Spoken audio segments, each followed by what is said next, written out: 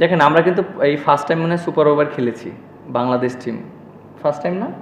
আমরা first time super over খেলেছি, but এটা কিন্তু আমাদের জন্য একটা এক্সপিরিয়েন্স, যে আমাদের এক্সপিরিয়েন্সটা। আর ফিস ওভারটা খুবই ভালো বোলিং করেছে, আনলাকিলি একটা বাউন্ডারি হয়ে গিয়েছে।